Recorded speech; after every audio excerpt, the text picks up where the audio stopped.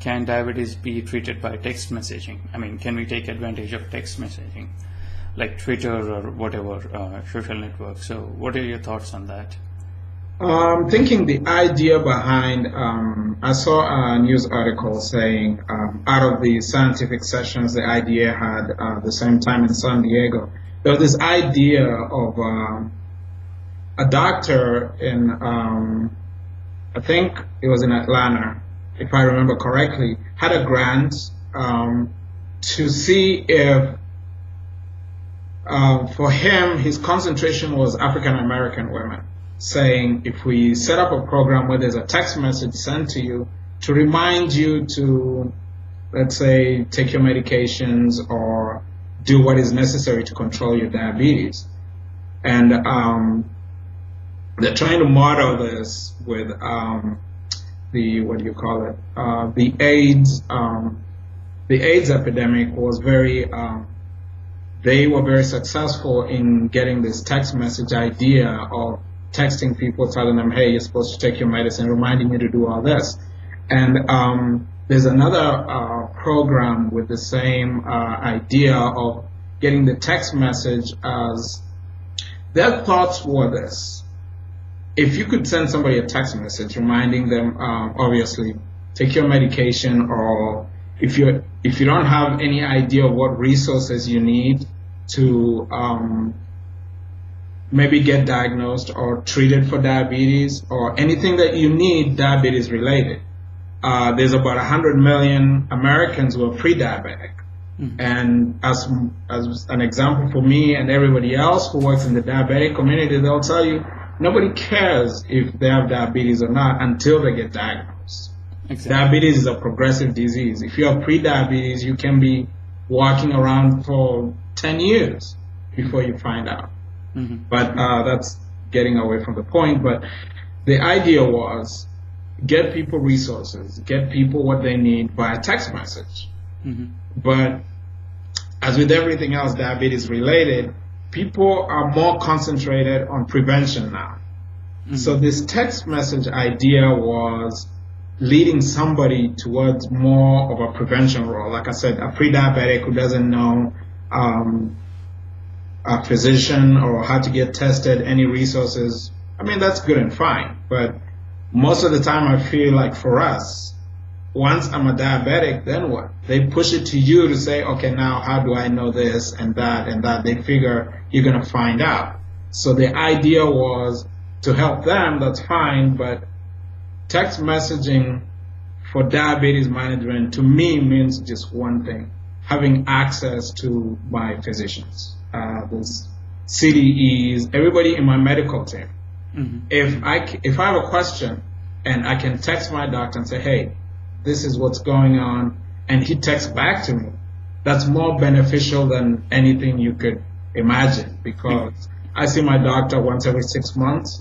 Mm-hmm. If I have questions, by the time I email him a question, it'll be a week later before I hear an answer, you know? Exactly. So yeah, the idea is noble, don't get me wrong, for pre-diabetics and all that, but for somebody who has diabetes, if it has nothing to do with communication between you and your physician, the resources I can find elsewhere. You know, they had an idea of finding like a free gym or exercise program. I'm saying if I'm diabetic and I know I have to work out, I don't need a text message telling me, oh, such and such have a free class. Mm-hmm. That's something I can find out on my own. That's not my biggest priority. That's all I was saying about that. Exactly. And I did read in the Harvard Medical Review a few days back that text messaging helps a lot. It's kind of giving a patient a reminder kind of thing, so that he keeps following up with the things.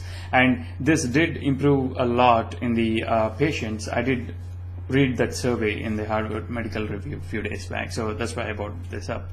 So the other part is, you said you were in kind of a lot of frustration and angry, and also like kind of burnt up for a while, and it happens all the time with diabetes people. So how do you manage that?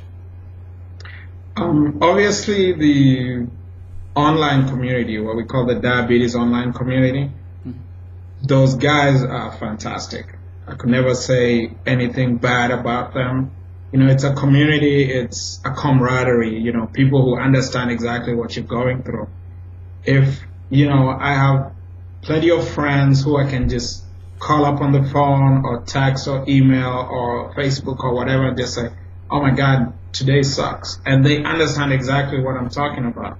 That is very crucial, because there's times when even my own family members, people who are close to me, people who understand, like I said, I have family members who are in the medical community, but when something happens, they just don't get it.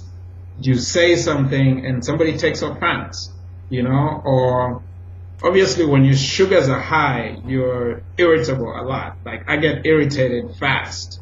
So you say something and somebody's like, oh my God, why are you so irritated? And, they take offense to it. But if you have a connection, I mean, this is online, it's not face to face, it's not, but if the connection is there, you just if you call somebody on the phone and you're just going off, they right away understand what's going on. They will not judge you, they will not, because they understand exactly what's happening. What they're going through, Yeah, it's a very important connection for me. Like I said, those guys, they do more for me than anybody else would when, as far as diabetes is concerned. And you also had a very innovative idea regarding the reusable of test strips. Can the companies make reusable test strips so that to keep the costs low? So what's your idea on that? Obviously, people say the cell phone example. Cell phone companies give you a cell phone for free, knowing they're going to get back at you with the monthly charges that they accrue, and that's where the money is. It's the same thing with test strips. They give you a meter for free, but test strips are the most expensive when it comes to where diabetes management is concerned. You have to keep testing just to stay on top of things. So the idea for me and for everybody is, why not do that? I mean, technology now is in such a way that there are a lot of things that can be done. People say, if we put effort into it, we put somebody on the moon, you have Steve Jobs and Apple coming out with all these crazy gadgets that are unnecessary, but you're like, oh wow, how did they do that? And something as simple as a test strip, or do something like, not even if it's not reusable, then get a generic test strip that can work in every meter. You do something like that as an independent company, obviously it's going to bring the prices down. So, yeah. And also the other day you blogged about some of the surprising things you learned about the A1Cs. What are some of them? Oh, the A1Cs, yes. I wrote about it. I don't know if I should do the background, but the tweet chat on Twitter about diabetes, the 9 o'clock, the hashtag on Twitter is DSMA. And it's obviously a conversation for diabetics talking about any related events that happen to you. So we had a conversation about A1Cs, and people were talking about what you want to know about your A1Cs. Is it how important is your A1C to your daily numbers? And to me, one of the biggest surprises I had was, in the medical community, an A1C is considered as the #1 indicator of how your diabetes management is going. But you talk to diabetics and they'll tell you, no way. The A1C is basically a snapshot. It does not say anything at all about how you're managing your disease. 50% of your diabetes-related problems are emotional. A lot of people get depressed because they cannot get everything where it's supposed to be. And people are talking about how if you change your insulin, if you're type 1 and maybe you're on Lantus and it's giving you so many lows, if you keep using it, you're going to get lows that are going to adjust your A1C. So when you go to the doctor, they say, oh, your A1C is perfect, but this is because you're getting so many lows. So the biggest issue with the A1C right now is doctors use it as a snapshot. They say, oh, we're looking at you 3 months, how you're doing to control your diabetes and how effective your management is. And they're not looking at anything else. This is just the number. But on the flip side is we as patients say the A1C is practically useless if you don't use it with all the other tools. Yeah, okay.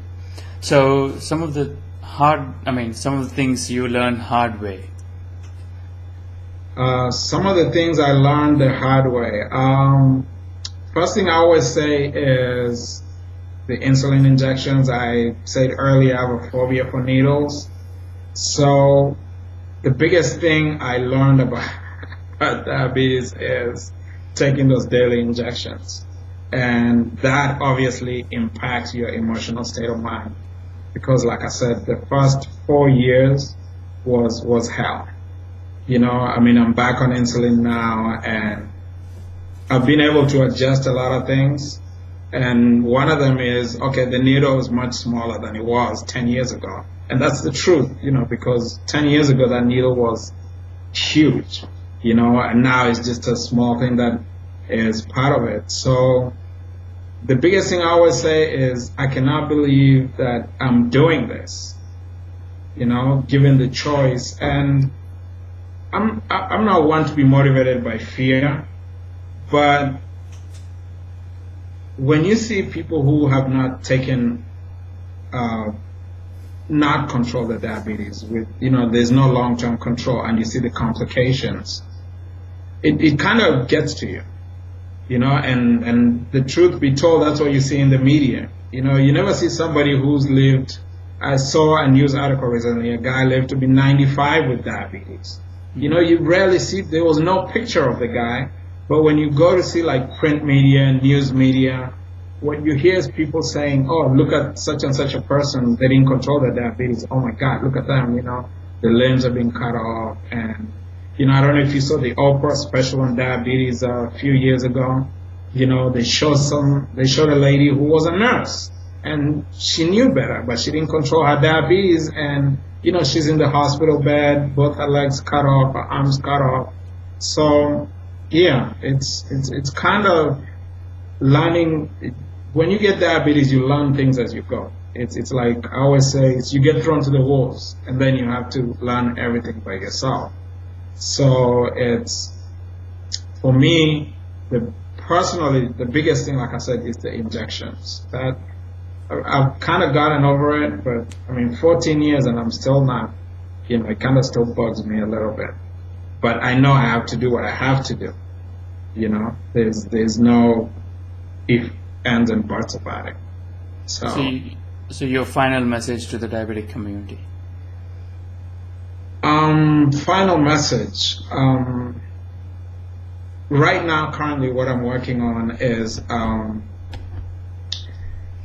getting the normal diabetic to understand that there's a community out there. There's a reach, all you need to do is just take a look. A lot of us, when you're diagnosed with diabetes, you have this stigma. Everybody tries to tell you it's your fault. If you didn't eat that sugar, and that's the number one myth, like you ate too much sugar, you got diabetes. No, that's not why you got diabetes. And there's a lot of us out here who are willing to help, who will give you the straight and narrow shot, who will tell you exactly what you need to know about diabetes, and who will help you along the way. So to everybody out there who's diabetic, you're not alone.